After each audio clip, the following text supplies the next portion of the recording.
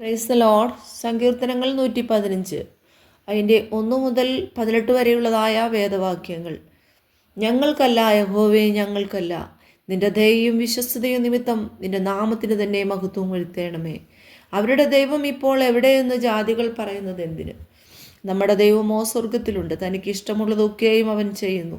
അവരുടെ വിഗ്രഹങ്ങൾ പൊന്നും വെള്ളിയുമാകുന്നു, മനുഷ്യരുടെ കൈവേല തന്നെ. അവയ്ക്ക് വായുണ്ടെങ്കിലും സംസാരിക്കുന്നില്ല, കണ്ണുണ്ടെങ്കിലും കാണുന്നില്ല, അവയ്ക്ക് ചെവിയുണ്ടെങ്കിലും കേൾക്കുന്നില്ല, മൂക്കുണ്ടെങ്കിലും മണക്കുന്നില്ല, അവയ്ക്ക് കൈയുണ്ടെങ്കിലും സ്പർശിക്കുന്നില്ല, കാലുണ്ടെങ്കിലും നടക്കുന്നില്ല, തൊണ്ട കൊണ്ട് സംസാരിക്കുന്നതുമില്ല.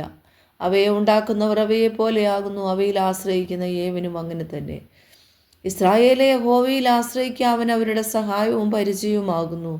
അഹരോൻ ഗൃഹമേ, യഹോവയിൽ ആശ്രയിക്കുക, അവൻ അവരുടെ സഹായവും പരിചയവുമാകുന്നു. യഹോവ ഭക്തന്മാരെ യഹോവയിൽ ആശ്രയിപ്പീൻ, അവൻ അവരുടെ സഹായവും പരിചയവുമാകുന്നു.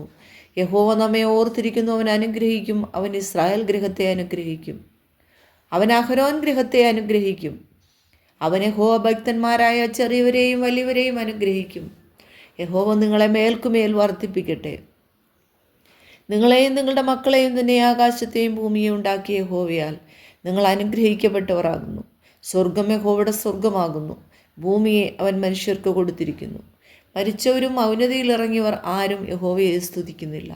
നാമോ ഇന്നു മുതൽ എന്നേക്കും യഹോവയെ വാഴ്ത്തും. യഹോവയെ സ്തുതിപ്പിൻ.